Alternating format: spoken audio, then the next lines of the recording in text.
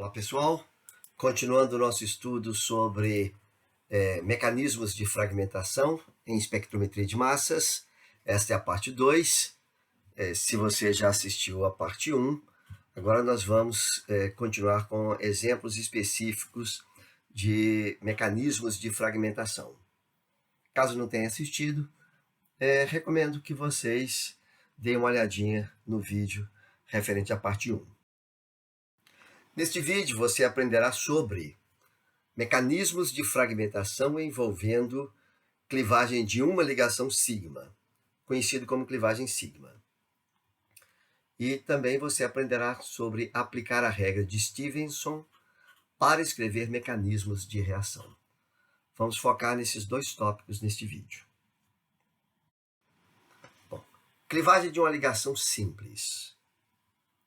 Imagine um fragmento A, um composto ABCD, que foi ionizado por impacto de elétrons, gerando um cátion radical mais ponto. O exemplo que nós demos no vídeo 1.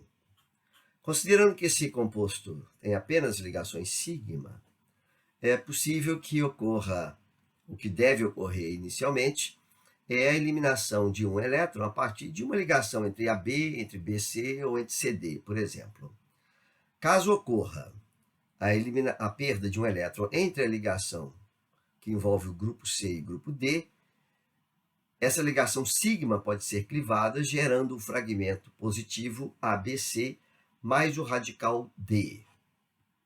Ou uma outra possibilidade é que o fragmento ABC fique como radical e a espécie e o grupo D fique como cátion. Outra possibilidade é que ocorra a perda de um elétron na ligação entre grupo B e C. Nesse caso, a ligação sigma é fragmentada, gerando um fragmento AB positivo, que é um cátion, que vai ser detectado, e o radical CD. Ou o grupo AB fica como radical e CD fica como cátion. Mais uma possibilidade é a perda do elétron entre o grupo A e o B, gerando o cátion A e o radical BCD, ou, como nos casos anteriores, o grupo A fica como radical e a carga fica localizada no fragmento BCD. Essas possibilidades que nós consideramos em termos de 3 fragmentações, ela vai ocorrer em todos os hidrocarbonetos, em todas as cadeias carbônicas.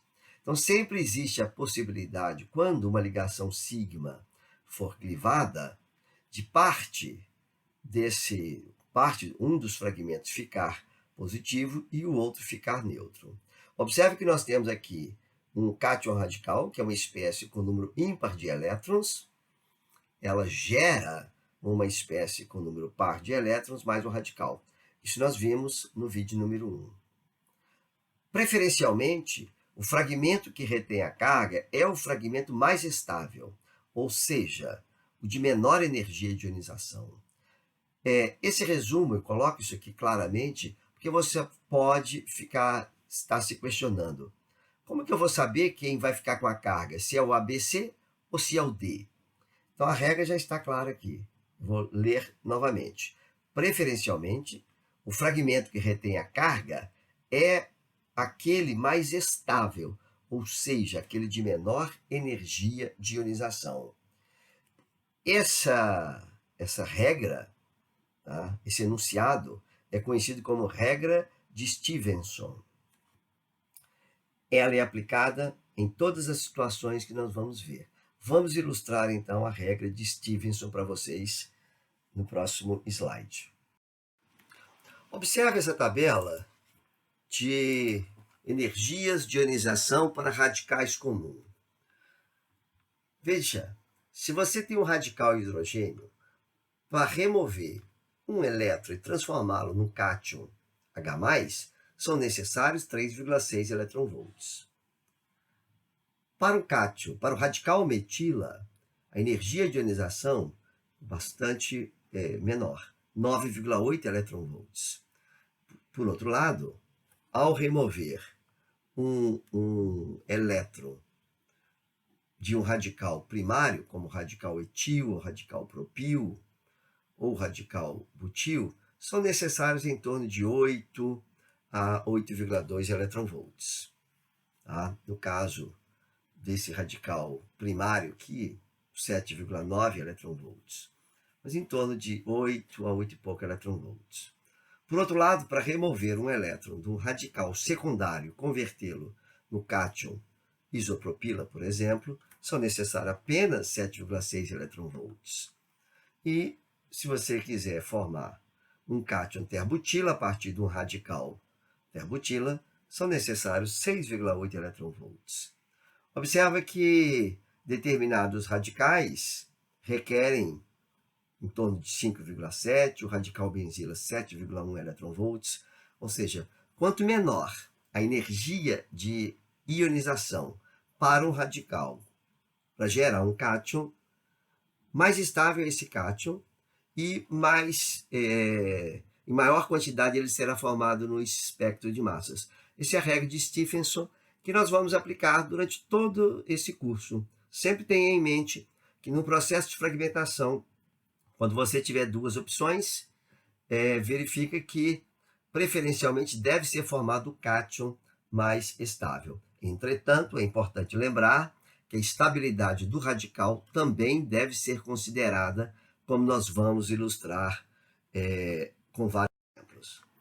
Começando, por exemplo, com este composto, que é o 2,2,4-trimetilpentano, ao ser ionizado, gerando um cátion radical, espécie com número ímpar de elétrons, esse elétron que foi removido pode ter sido removido de qualquer uma dessas ligações sigmas.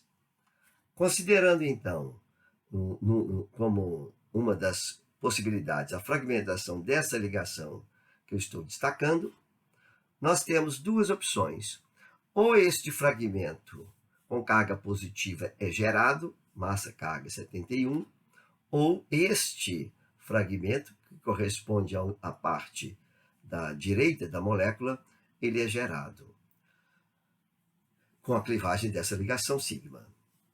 Observe que esse fragmento com massa-carga 43, ele é secundário. O radical é um cátion secundário, enquanto este é um cátion primário. Pela regra de Stephenson, é formado preferencialmente o cátion mais estável. Neste caso, nós temos um radical secundário que é mais estável do que o radical primário, mas a gente espera que, apesar dessa maior estabilidade do radical secundário, o cátion mais estável seja formado. Observa aqui que o potencial de ionização dele para formá-lo é de 7,6 e no caso do primário nesse caso do primário, exatamente isso que está ilustrado aqui, 7,9. Considera um outro exemplo, onde pode haver a eliminação de um radical, de um metila, destacado aqui em rosa, gerando um cátion secundário. Pode haver também a eliminação do radical metila, destacado em verde, gerando um cátion terciário. É claro que quando essas duas possibilidades acontecem, a perda desse radical metila em verde deve ser preferencial, porque vai gerar um cátion terciário, enquanto este gera um cátion secundário. E, no caso, os radicais têm a mesma estabilidade. Mas é claro que, ao observar o espectro de massas, você não vai saber não dá para identificar pelo espectro de massas qual das metilas que foram, de fato, eliminadas. Isso poderia ser feito caso tivesse sendo feito um estudo com marcação isotópica, tá? Mas na hora de você escrever o mecanismo, se você escreve essa fragmentação para representar a estrutura do fragmento MZ99, desculpe, esta não é preferencial, é esta que deve ser a estrutura preferencial. Outra possibilidade é a clivagem desta ligação aqui agora, onde eu estou apontando, gerando um cátion terciário e um radical primário. Esse cátion, além de ser terciário, este radical é muito mais estável do que a metila. Então, nós podemos antever que o fragmento M/Z57 deve ser bem mais intenso do que o M/Z 99. É importante observar tanto a estabilidade do cátion quanto a estabilidade do radical. Comentei isso anteriormente e destaco aqui agora. Fique com isso em mente. A regra de Stevenson, ela diz respeito a o cátion mais estável deve ser formado preferencialmente, ou seja, aquele que requer uma energia de ionização menor para ser formado. Mas a estabilidade do radical também é importante. Tá? Temos aqui um cátion terciário, temos aqui um cátion terciário. Nós antevemos que este deve ser um fragmento principal, porque o radical gerado, liberado durante a formação deste cátion, ele é um radical primário, que é mais estável do que o radical metila. Vamos ver o espectro, então. Aqui está o espectro do composto. Observe que essa fragmentação, como mostrado anteriormente, resulta no cátion com massa carga 57, que corresponde ao pico base. Você tem um cátion terciário e um radical primário. A fragmentação nesta posição também resulta num cátion terciário, cuja estabilidade deve ser mais ou menos igual. Todavia, este radical metila é menos estável que o radical primário, o que resulta aqui num cátion, num fragmento, tá? Gerado em pouca proporção, ou seja, resulta num pico pouco intenso aqui. Apesar do fato de que existem 3 possibilidades de fragmentação. Tá? Mesmo assim, o fragmento é muito pouco gerado em pequena quantidade. Então, destacando, radical primário é mais estável do que o radical metila.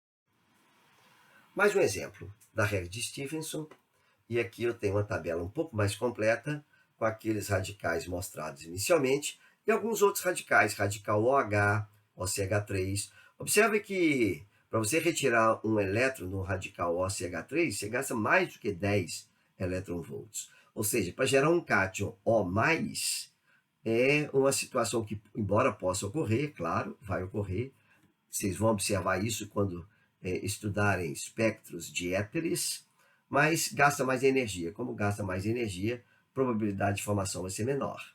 Por outro lado, se você tiver um radical CH2O, seja OH ou OR, tá? Esse radical, ao ser ionizado, gerando um cátion, esse cátion vai ser estabilizado por ressonância, vamos ilustrar em detalhes, e com isso nós teremos um cátion mais estável, gasta pouca energia de ionização.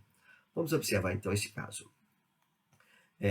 Nós temos essa cetona, que ao ser ionizada gera um cátion radical, número ímpar de elétrons, e considerando a clivagem desta ligação em destaque, existem 2 possibilidades.